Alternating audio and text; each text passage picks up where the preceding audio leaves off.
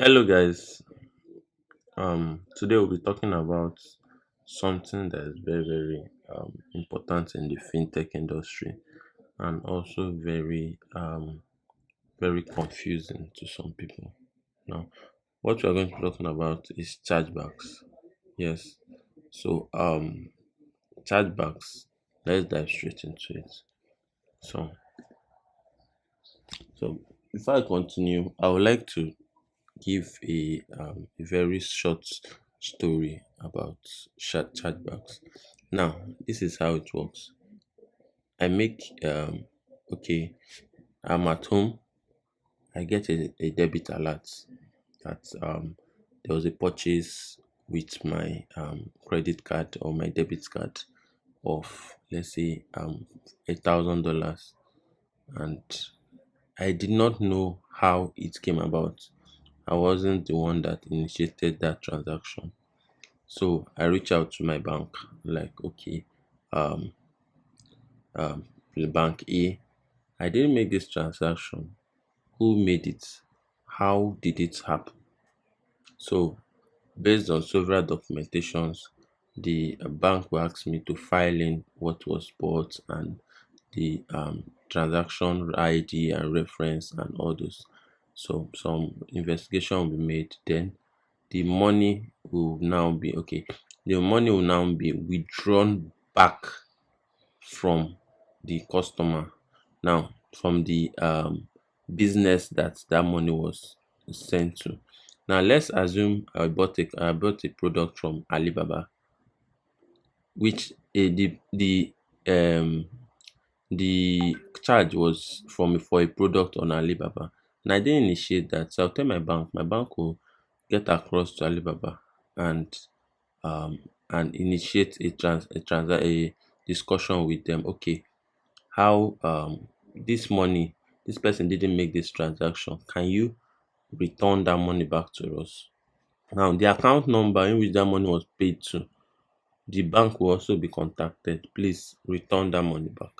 So the money will be, if the person doesn't respond on how true this transaction was, the money will be returned immediately.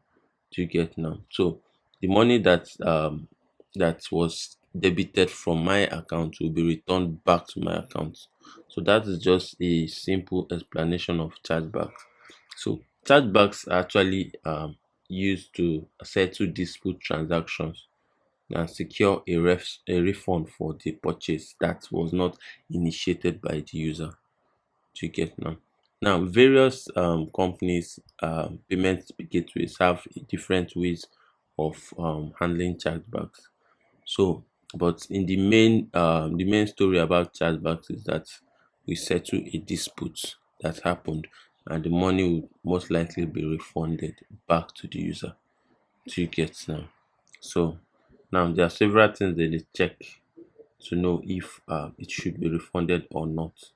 So let's get right into it. I'll just look at it here and look at it. Let's look at what they say. Chargeback is a charge that is returned to a payment card after a customer successfully disputes an item on the account statement or transaction report. Chargeback may occur on debit and the underlying bank account or on credit cards. Chargebacks can be granted to a cardholder for a variety of reasons. So, like, there are so many reasons why chargeback will be returned. So you must give a real adequate evidence to prove you are not the one that initiated that. Now, one of the things might be a police report stating that maybe your card was stolen at that point in time.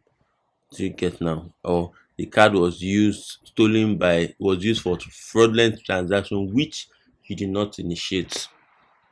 Do you get now? So that we'll talk about how to protect your account and your card. Do you get later? But for today we'll talk about chargebacks. Now let's dive straight to it. I will drop a link to this document so we can look at it. And like I said, there are different various payment gateways have different ways of handling chargebacks. So we'll look at how Flutterwave handle chargeback. So just let's just look through it. We've talked about what chargebacks are. talked about how what they are. So let's look at how Flutter will handle chargeback. The customer issuing bank initiates a chargeback request through Flutterwave's acquiring bank. The acquiring bank debits the chargeback value from Flutterwave's account. The Flutterwave sends the chargeback to the merchant, proving request for proof of service or value supporting document. So now this is like the Flutterwave. Okay, this is like Flutterwave request. Oh, you said you were not the one that initiated this transaction. Please, can you give us a proof for this? Do you get now?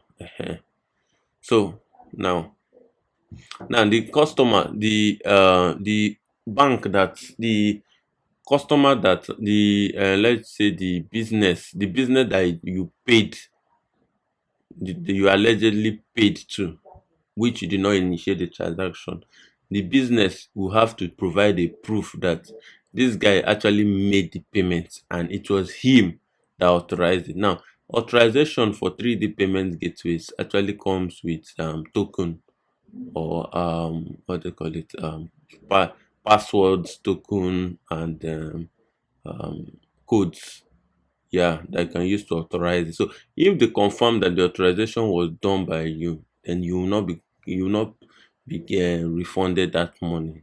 Do you get now? But if not, you'll be refunded that money. Now let's continue.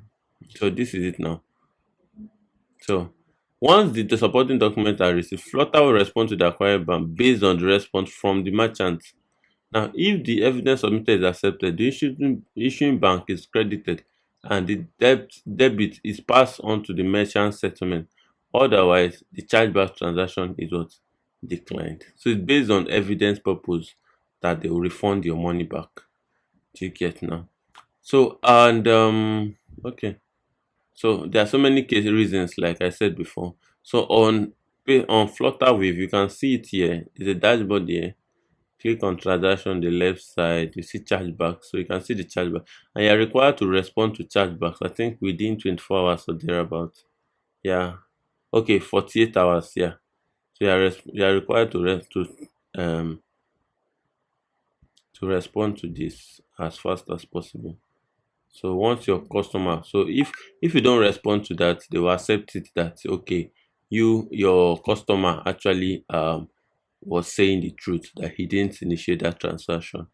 To get now. But if it's a false call where your customer just wants to be fraudulent, then you now decline the chargeback and produce adequate document to support that this customer actually made that transaction and make that payment into your platform. Do you get now? So there are two ways to it. I've been talking about I was talking about from the customer's angle. Now I'm talking about from a merchant angle, like you having a platform. Now look at when you decline a chargeback, you give a reason for charge and you put a proof. See, there's a field here where you drag a file. Do you get now? File or files in PDF, with PDF documents, maybe an agreement between you and your customer stating that transactions are not refundable, or there's a particular technique or method in which they have to get a refund which the customer didn't pay attention to. So you have to provide that for the payment gateway to refund the money or decline the chargeback from your customer. So that is just how it works. So okay, so this is it. So once the chargeback is successful, you will be debited and the money will be refunded back to the customer's bank account. But if not, you'll be if the payment still holds, and then you can make use of the payment. So that's just what we have for today. It's just chargebacks. If you have any questions to ask regarding this, please reach out to us. But they all happen the same way, the same method, although different payment platforms might have different ways of handling it. Please kindly share, like, subscribe, drop your comments. We'll be going through different APIs from payments to education to a lot health, a lot of payment gateways. We'll be going through them. Thank you very much, and